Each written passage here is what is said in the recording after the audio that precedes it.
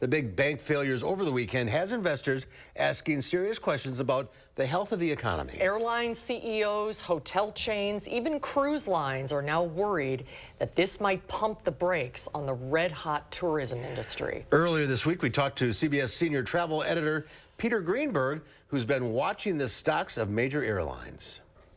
So let's talk about the big bank failure over the weekend and what effect did that have on travel stocks? Well, you know, anytime there's a disruptive effect anywhere in the world, it does affect the demand. But when it comes to the perceived security and safety of your money, then there's a direct effect on people's discretionary spending, and that's where travel comes in.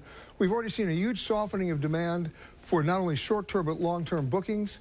All those algorithms that the airlines use to project demand and then set prices, they've been put on the table now as the airlines are trying to rapidly adjust to the actual landscape they're dealing with. We have no idea how long it's going to last, but within the next 10 days, you're going to probably see airfares come down, hotel rates come down as that demand starts softening throughout the system. Do you think that could put the brakes on the red-hot tourism industry right now? Well, it's certainly going to slow it down. How long it lasts remains to be seen. It's about consumer confidence.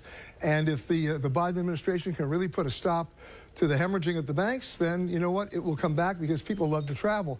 But for the short term right now, that demand is definitely softening. But if you're comfortable with your money and your bank, it might be a good time to grab a bargain.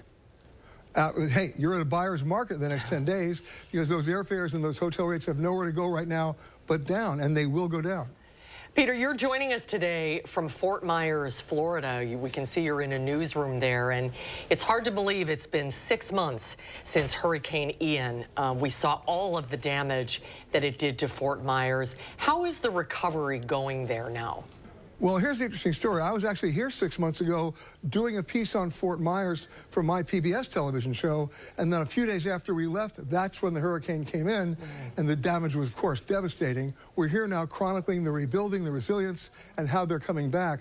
You mentioned I was coming to you from a television station here. This is the CBS affiliate in Fort Myers, WINK. If you look behind me, they still haven't fixed the floor here yet because water came in here and knocked them off the air for 2 days, at least from this newsroom. So the rebuilding is going on. It's not going necessarily fast, but it is determined simply because in a tourism-based economy, you've got to come back, and that's what they're doing. And tourists are returning? Oh, yes, very much so. But they got to be ready for them. Certain of the places that we shot no longer exist.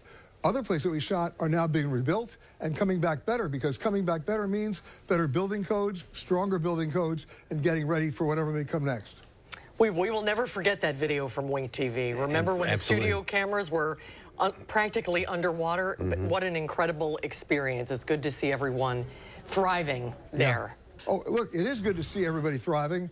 Look, we got to be reporting the news. We have to have the availability of the technology to do it. That involves electricity. And when a wave comes over the generator, you're off the air. Well, guess what? We're back on because you're seeing me, and life is going on. Yes. Well, life is going on indeed. Peter, great to see you again. We'll talk to you soon. You got it, guys. Thanks, Peter.